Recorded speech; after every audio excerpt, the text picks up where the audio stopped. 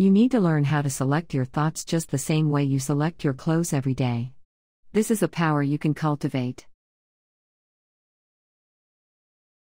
The only way you'll find out if you have it in you is to get to work and see if you do. Happiness is the consequence of personal effort. You fight for it, strive for it, insist upon it, and sometimes even travel around the world looking for it. You are, after all, what you think. Your emotions are the slaves to your thoughts, and you are the slave to your emotions. To lose balance sometimes for love is part of living a balanced life. The universe buries strange jewels deep within us all, and then stands back to see if we can find them. The only trick is to keep looking for something sparkly and magical even in the shittiest of shit jobs.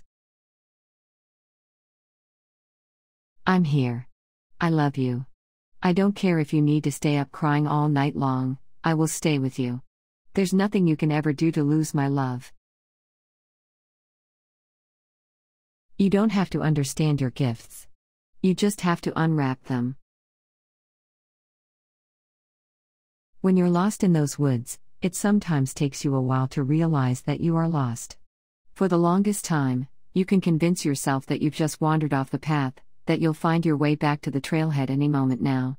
Then night falls again, and you still have no idea where you are, and it's time to admit that you have bewildered yourself so far off the path that you don't even know from which direction the sun rises anymore.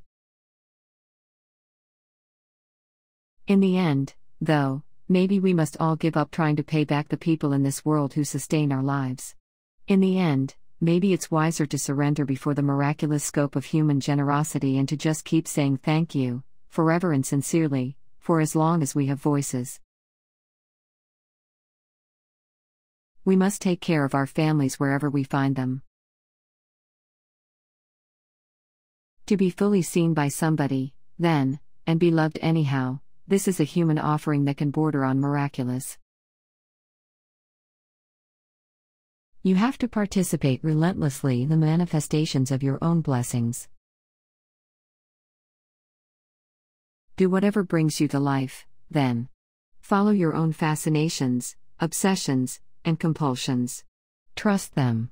Create whatever causes a revolution in your heart. There is so much about my fate that I cannot control, but other things do fall under the jurisdiction. I can decide how I spend my time, whom I interact with, whom I share my body and life and money and energy with. I can select what I can read and eat and study. I can choose how I'm going to regard unfortunate circumstances in my life, whether I will see them as curses or opportunities. The Bhagavad Gita, that ancient Indian yogic text, says that it is better to live your own destiny imperfectly than to live an imitation of somebody else's life with perfection. We're all seeking that special person who is right for us. But if you've been through enough relationships, you begin to suspect there's no right person, just different flavors of wrong.